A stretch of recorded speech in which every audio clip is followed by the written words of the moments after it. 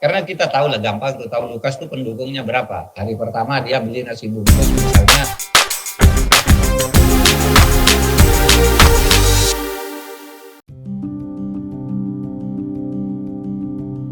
Menteri Koordinator Politik, Hukum, dan Keamanan Mahfud MD membeberkan salah satu strategi yang digunakan untuk menangkap Gubernur Papua sekaligus tersangka kasus dugaan suap dan gratifikasi Lukas NMB.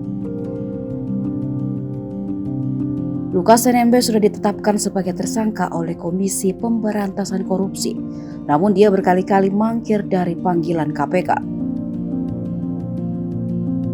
Penangkapan Lukas NMB juga berisiko tinggi karena ada massa yang membentengi rumahnya.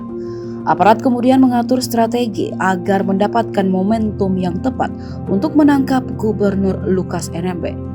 Strategi yang dimaksud adalah memantau pesanan nasi bungkus dari rumah Lukas NMB. Nasi bungkus itu merupakan logistik untuk massa yang berjaga di depan rumah Lukas. Ketika pesanan nasi bungkus menurun dan semakin menurun, aparat menyimpulkan bahwa massa di depan rumah Lukas NMB sudah mulai berkurang.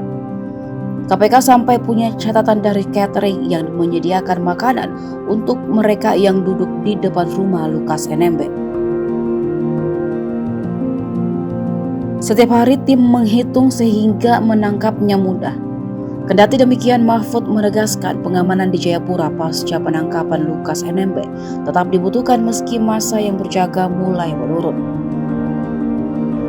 Lebih lanjut, mantan Ketua Mahkamah Konstitusi itu mengungkapkan adanya kemungkinan akan menangkap pihak lainnya yang terlibat dalam kasus ini.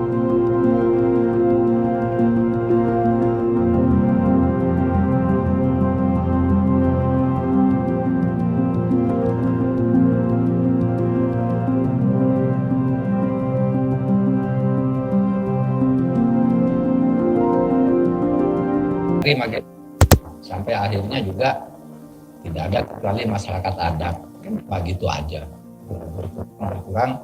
Tetapi kita harus amanan maksimal meskipun kita tahu ini udah, karena kita tahu lah, gampang tuh tahu Lukas tuh pendukungnya berapa. Hari pertama dia beli nasi bungkus misalnya 5.000, besok turun 3.000, terakhir tinggal 60 kan gitu. Ini sudah tidak ada orang yang jaga di sana, kita tahu.